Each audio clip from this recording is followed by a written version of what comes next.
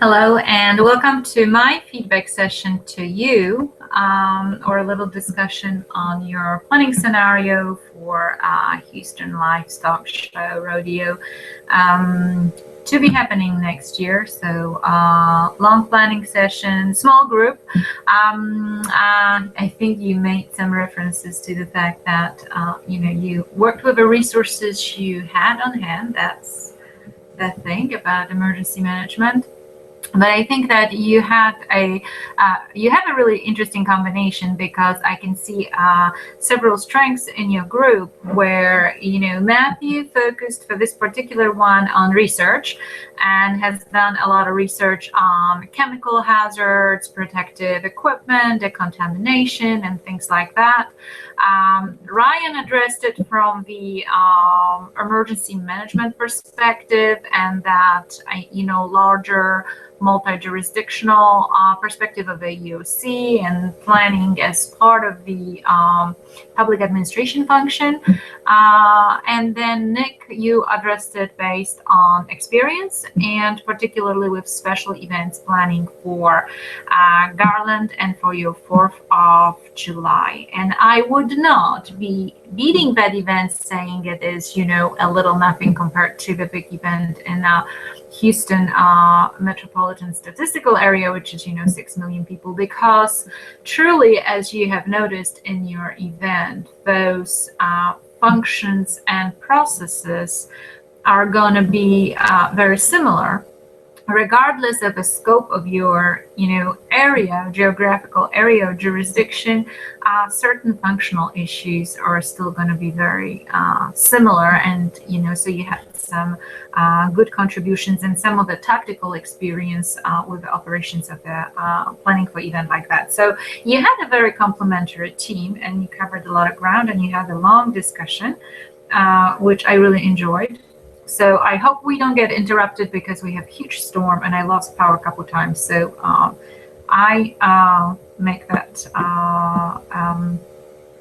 warning at the beginning if we lose power, we might lose a sound or picture for a little bit. So in your particular scenario, you picked from the national planning scenarios a chlorine tank blowout, and I am assuming you looked at the universal adversary. You looked at that as an intentional event or not spontaneous event. So it wasn't necessarily a hazard that you were dealing with, but you were dealing with a threat and with an intentional event within your planned event.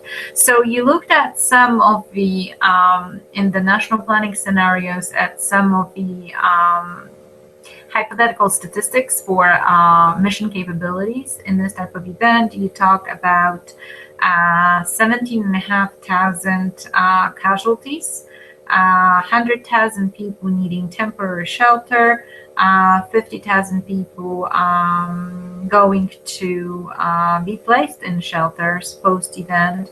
And so you started planning for that particular threat.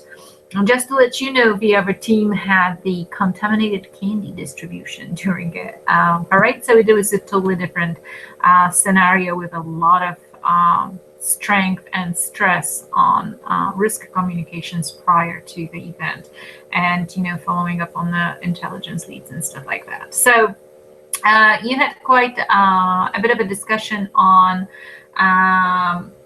processes, which I really liked. You started it with the objectives, general objectives that apply to planning for anything. So the life safety, preservation of property, and of course the containment of the event. I think you were looking for that one for a while, but the containment, Matthew brought out the containment issues, and so you looked at different characteristics of that event as far as it happening on a weekend, and so that would be part of considerations in the planning. This is an urban area. This is heavily built up urban area, so those geographical characteristics and environment, vertical environment and underground environment. I don't know if you mentioned the set of tunnels underneath in Houston proper. So for pedestrians, they're usually closed on Sundays, but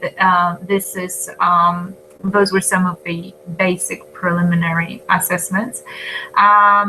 You found the national planning scenarios to lay out attention to those different functions of its scenario really good. So you were thinking about predetermining the incident command structure for that event and thinking about staffing needs for different operational periods. And you had a very, the other group didn't get into the operational periods. I think you had a really good discussion, particularly with the hazard that you had. You broke it down into, the immediate response versus the restoration of lifelines and recovery and looking at the contamination and things like that. And your preliminary, so your planning operational period was different. Than you had a much shorter containment operational period during the response phase or crisis response phase. And I think you had a good discussion here on the fact that those objective strategies and tactics within that operational period had to be very in a shorter time frames, because you were dealing with the toxic substance that would have immediate impact. And even though some of the modeling and plume and wind and later things with the contamination were also an issue, you had the immediate impact would be very immediate. And I think you had a good justification on that. Also, this would be considered possibly type 3 event or type 2, depending on the scale of it. And you would have all the written incident action plans and stuff like that. So operational periods would have to be identified. So because you had the chlorine issue, Matthew did research on chlorine and looked at the issues such as personal protective equipment and who would be allowed to respond, and as far as safety concerns for first responders, what you would be needing to wear. And there was a little discussion on no need for self-contained breathing apparatus, but definitely stuff protecting you from the toxicity of it. But not necessarily that, if you were clothed and stuff. And so you had that discussion. That would be some considerations in planning.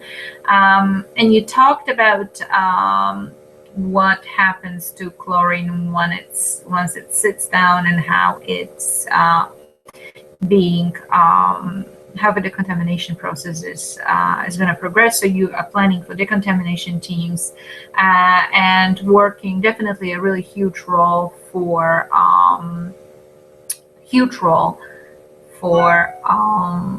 safety officer and with respect to first responders.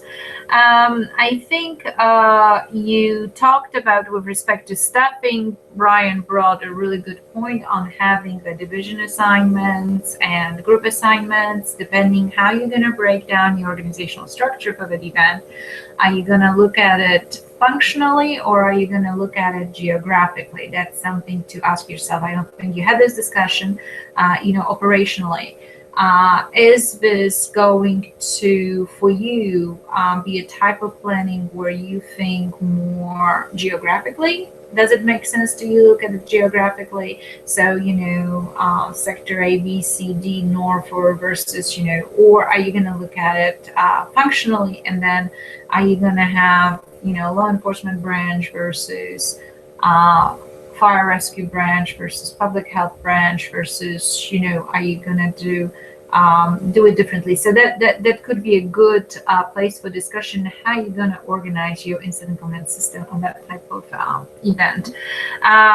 So you talked about the importance of partnering with different entities such as people that are knowledgeable in this modeling for weather patterns and meteorologists, because your plume movements are going to be really critical here. If you recall the Dirty War movie, they had a change in wind direction with a dirty bomb, and that was totally in a state of flux throughout the crisis phase of the event, to where they have to shift and sort of adjust their inner perimeters, their decontamination areas. So you had a discussion on that, on having experts in your planning sessions, and including those experts at Harris County Office of Homeland Security and Emergency Management is going to be your proper EOC that's going to be activated for that. So that's where you are from. You are within that EOC. That is 6 million people in the county and greater statistical metropolitan area. And then you also have Houston Emergency Center, because that event is in the city proper. So you have a coordination of those too. But the Harris County Office of Homeland Security and Emergency Management has a PhD weather specialist. So they are a subject matter expert for those type of events. So you would, when you're thinking Garland, right, and you're thinking about your jurisdiction, you think who are the resources in the area that would have that expertise. You have universities that have some meteorological expertise, work with disasters, work with weather patterns. So good discussion on that.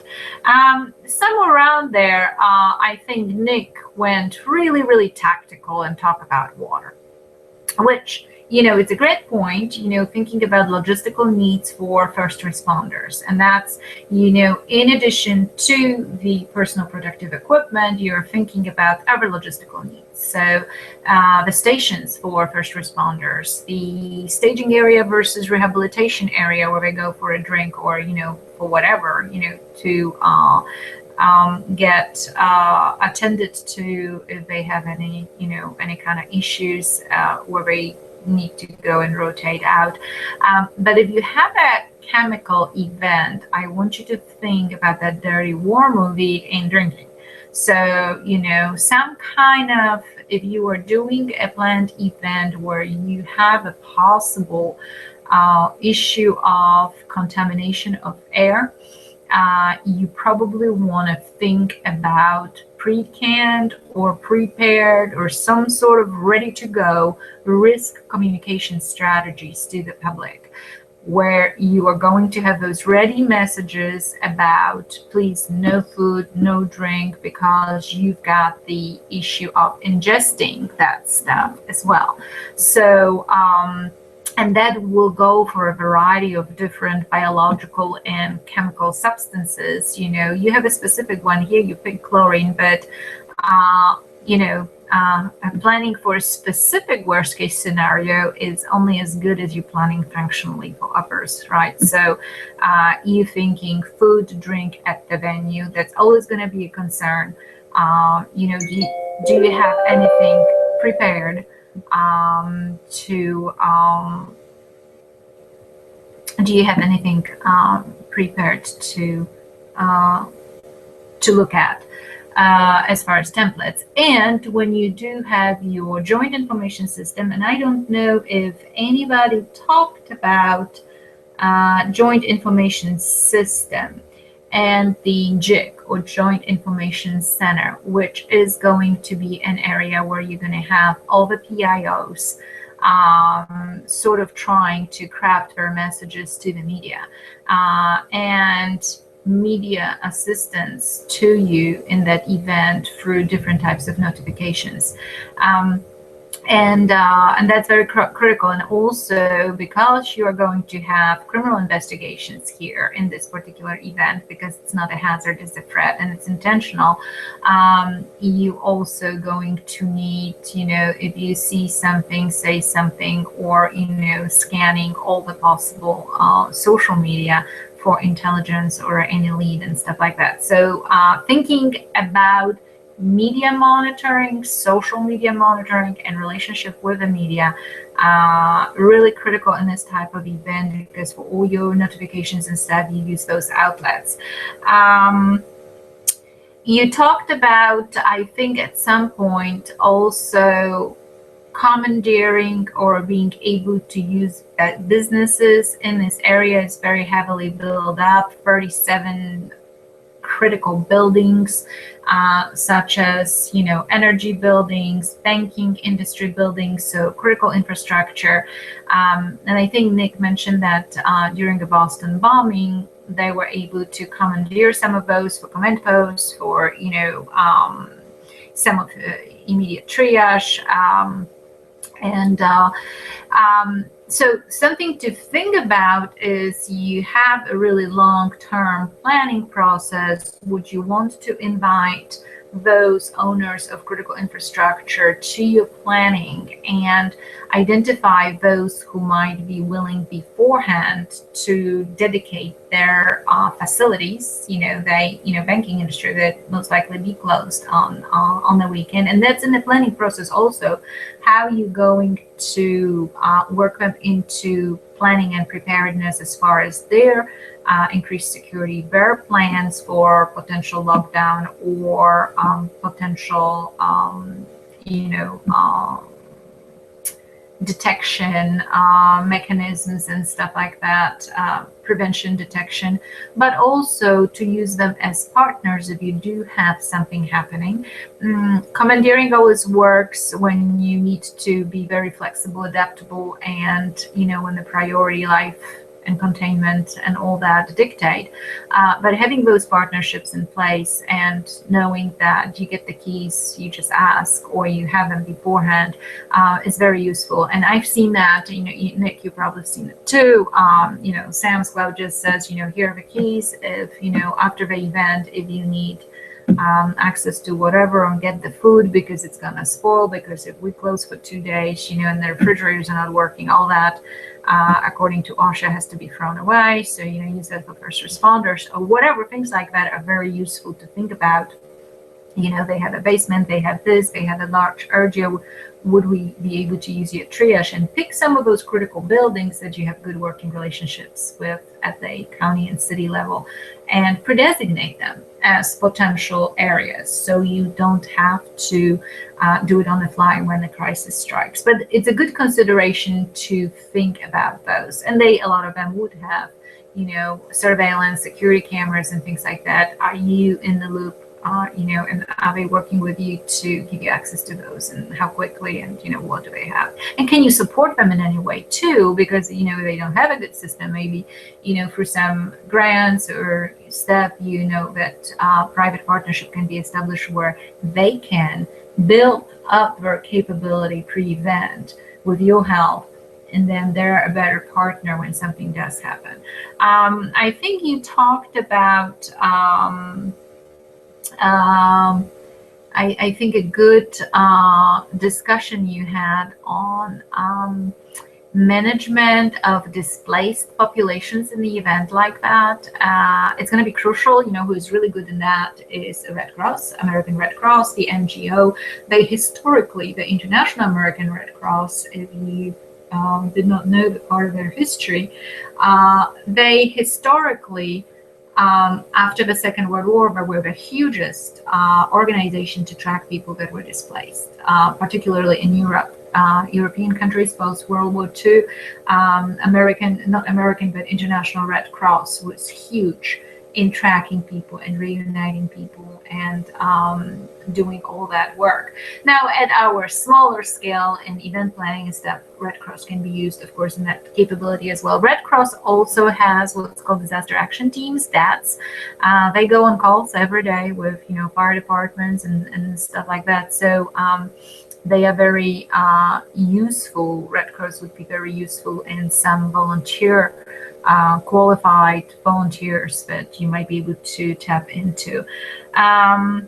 You talked about, all the processes in place for searches. The other team had the concept of clear bags, kind of like you have in prisons for, clear carry policy for any participants in a parade. So you can do quick scanning, so you don't have choke points that I think Nick was talking about.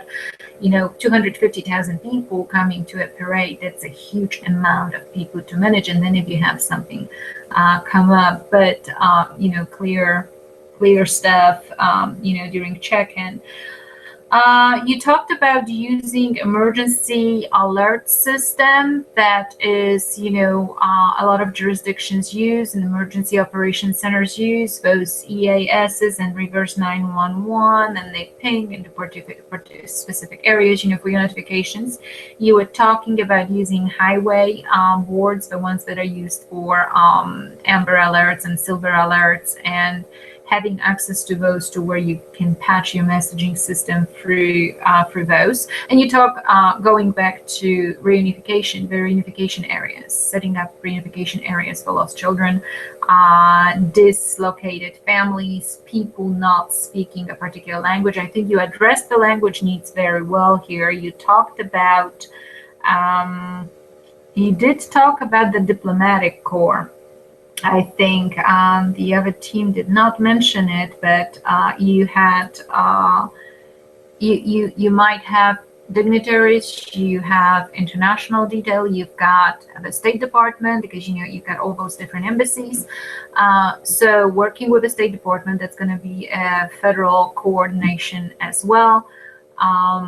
Naturally, you're going to be working with all the federal law enforcement, but on the State Department, the Secret Service, if you have anybody during the Super Bowl that I worked, we had the 51, we had Vice President Pence coming in. So there was, a great coordination with Secret Service, and big issues about air security.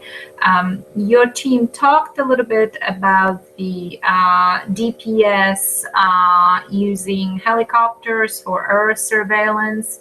I think you need to think in terms of vertical control. You need to think about all the flight restrictions and prior to the event, and how you're going to have the protocols, what kind of protocols for drones, commercial use drones, private use drones versus your surveillance drones, because this is a huge part of operations in a big urban area today. A lot of resources are out there, so it's just harnessing them. And we're going to bring private entities, and you're going to bring those private security services to help with that. So relocation assistance, I think you talked about a lot about using chemical decon, identifying. There's a lot of chemical industry in Houston area, so you're going to be having probably extending a lot of invitations for planning for the chemical event with different chemical entities in the area and looking at their worst case scenario plans, maybe doing some exercises, Ryan, exercise and training, maybe planning some pre-event, planning some scenarios to where you invite the DuPonts and, and Exxons and all that. And they can exercise their plans, but then, also coordinate with other entities. At the local level, you've got local emergency planning committees, LEPCs. They deal a lot with the chemicals.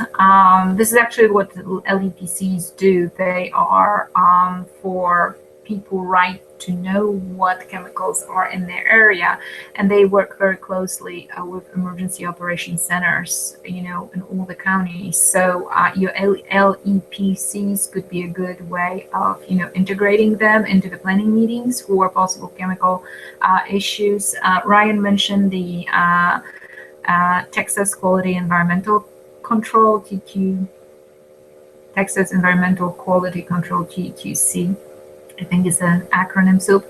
And you talked about responsibility for investigations. Obviously, if it's a terrorist event, it's going to be under the Attorney General and the FBI. So the Joint Field Office will be established, and the investigative oversight somewhere in the Incident Command, in the Unified Command under the operations, there's going to be the strong lead of the Deputy Operations Section Chief, might be your WMD person from the local FBI office. You discussed the issues of triage, decontamination, worried wells, self-presenters, people thinking that they have the symptoms, and all this of managing the medical component. And good thing to keep in mind is Houston is the main, Houston has the largest medical center in the world. So Texas Medical Center is the largest. And there's also an entity called Catastrophic Medical Operations Center, CMOC. CMOC would typically be to some level activated, and especially then planning for those large events like that. And if you have that kind of situation where you need on the go quick access to your surge, medical surge, which is the availability of medical beds at any given time in different emergency departments, that is usually managed through WebEOC, which is a state interface for resource and situational updates and boards and stuff like that. So CMOC is connected to WebEOC, and CMOC keeps updates, of course, at different need-to-know basis, but they would be the entity you work with for your medical surge. And also, you were talking about decisions on some hospitals that don't have medical surge, so they can't take any patients. They might think about security plans and activating their security plans for possible lockdowns to protect their patients and their operations within. And obviously, they are also part of critical infrastructure. So as far as sector specific, they'll be also included in planning, because you're planning all hazard, even though you honing in on that chlorine situation here. You talked about a really good discussion you had is on actual participants in the parade, and I think your group did a really good job on that, because you did not just look at the external issues or what's going to happen with those 250,000 people, but you also looked at collaborating very closely and looking at who is in the parade. So you mentioned the dignitaries, but you also talked about those high school marching bands and doing liaising with schools and knowing how to integrate schools in the preparedness. So if something were to happen, you have those reunification areas and you have the protocols in place for those high schoolers. So that's a lot of different kids. Missing Kids Task Force that Nick mentioned, I thought that was a brilliant idea for one of those reunification areas. Private industry being integrated into your plan, of course, the chemical industry. As far as you talked about mayors, judges, and political figures, and I'm really glad you keep those in mind, because you do have to deal with the politics, and that is going to be a big part of successful leadership and decision making in a crisis like that. This is going to be a high profile. Something happens during that rodeo in Houston. This is one of the iconic events, nationwide, and definitely the city is going to be under a microscope of the entire national and international media and international community politics, and all that is going to be involved. So you are going to have the people that need their 15 minutes of fame by the virtue of being, elected officials, and, some of them more engaged and some of them less engaged. Politics is going to be really critical. And you made really good connections here, I think, to the readings from Flynn and Arbuthnot about successful incident commanders knowing how to deal with those political pressures and how to prioritize their decision making and how to communicate successfully, and how to making sure that you take care of the victims and you take care of the first responders, but you also have that entire political external thing going on, it's going to be very huge in the management of this event. You talked about staffing at different operational periods and identifying who, as best as you can, not knowing specifically what you're going to have, but as best as you can for this event, shifts and shift rotations and planning for that, so you can logistically be able to have a real nice breakdown on those Ryan 203s and all that, and incident action plans. Rotation of personnel being critical, planning 3 deep. If you do have that chemical event and a crisis emerge in your planned event, then obviously you are going to need rehabilitation for first responders if you're going at it for multiple operational periods, and if you have decontamination, and if you have issues with traffic, and if you have issues with hospitals and releases from hospitals, and all those, and the traffic plan that needs to be shifted or changed, issues of cars left in parking garages, and property left at the scene, and reunifying people that are dislocated, who are dislocated. So that is going to be a huge personnel rotation issue to make sure that the decisions are made, clearly. Monitoring of sick for respiratory issues, again, this is a medical part.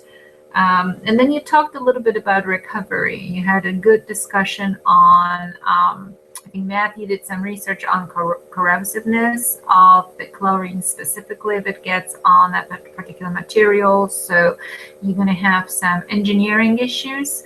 And you talked that it was really, in a way, it was not bad, because that's going to be pretty much for decontamination. It's going to be some corrosiveness, and then you rinse the rest.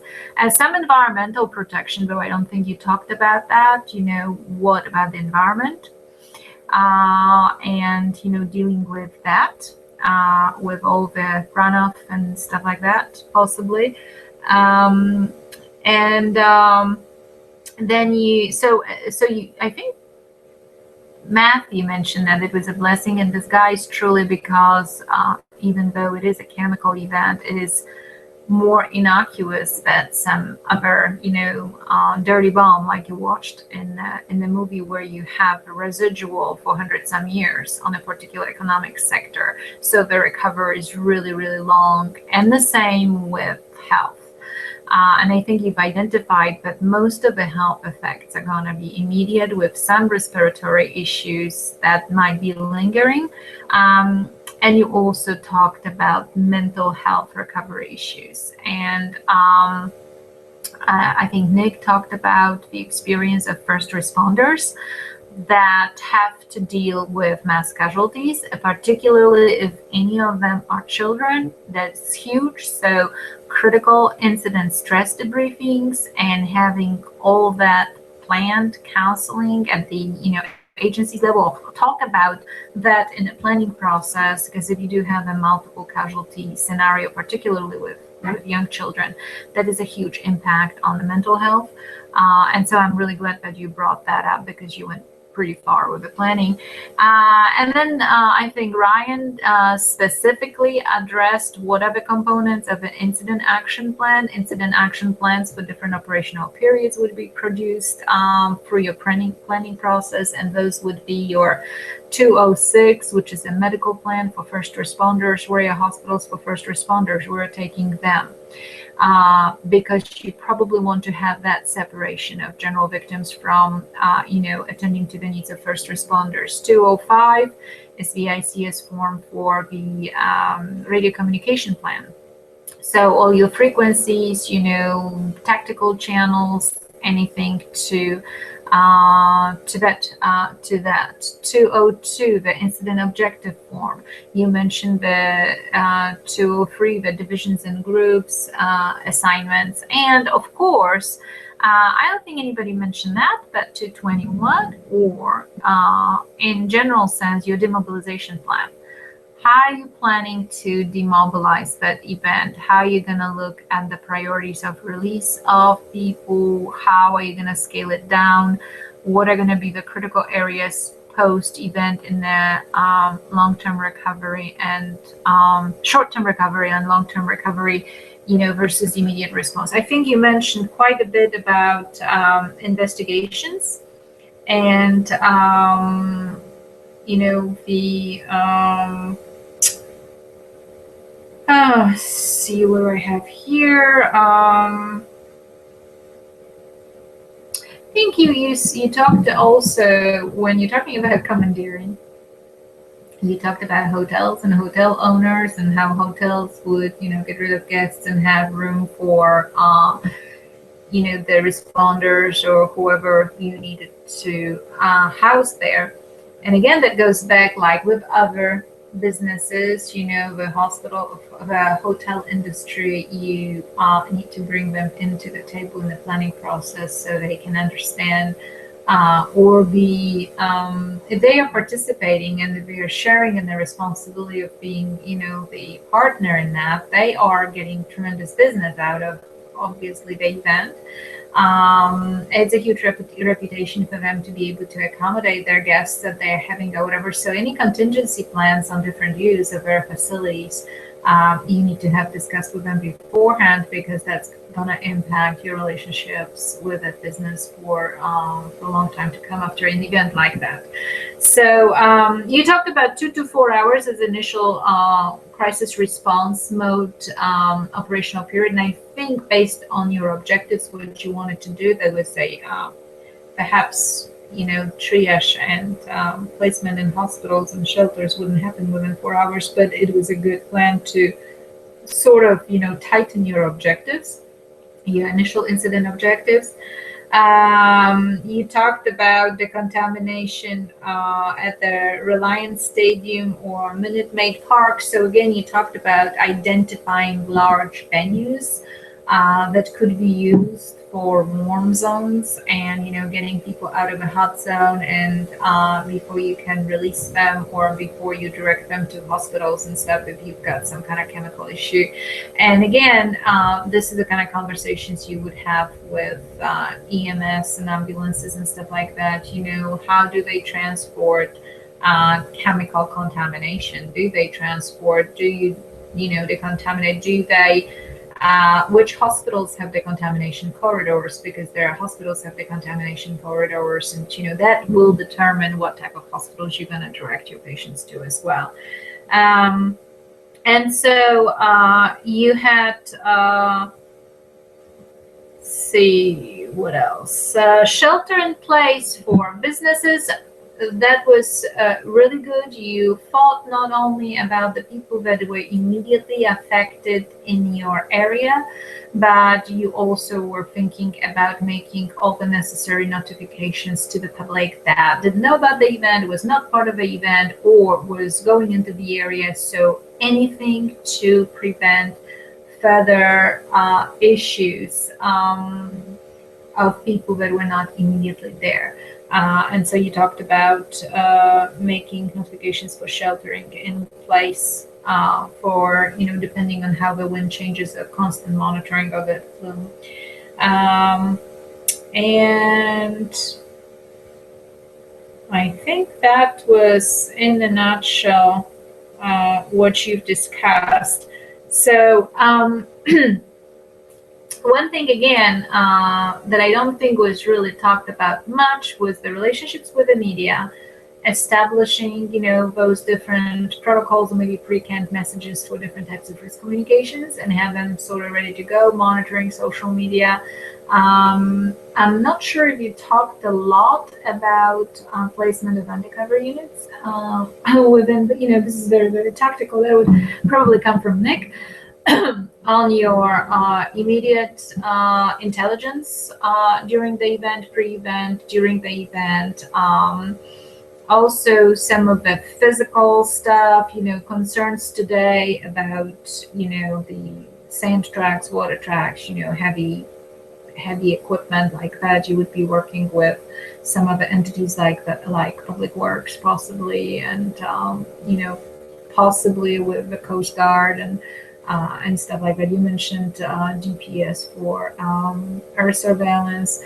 Houston Police Department has got a lot of air capability as well, and obviously anything else such as life flight and stuff. If you have temporary flight restrictions, you have to identify all your people that are going to have they're going to be considered essential, and to include any private drone operators that maybe are private that you want to use. So I thought that you looked at it really well from Ryan, giving this planning and preparedness and exercising and training and all those, multi-jurisdictional perspective and documentation, and looking at it from the ICS, National Response Framework, state, regional type of planning. Matthew looking at safety issues, particularly with that agent, so really zooming in on those capabilities that you need, or safety officer, first responders, and then all those shifting elements of leadership and decision making depending on how the scenario evolves. And Nick bringing the experience on some tactical considerations for use of resources and some of those management issues of isolations and checkpoints and credentialing and who has access to that event and how they're going to be, how the volunteers are going to be credentialed and all that. So I thank you for your participations. I enjoyed your Hangout, and I'll see you on the next one.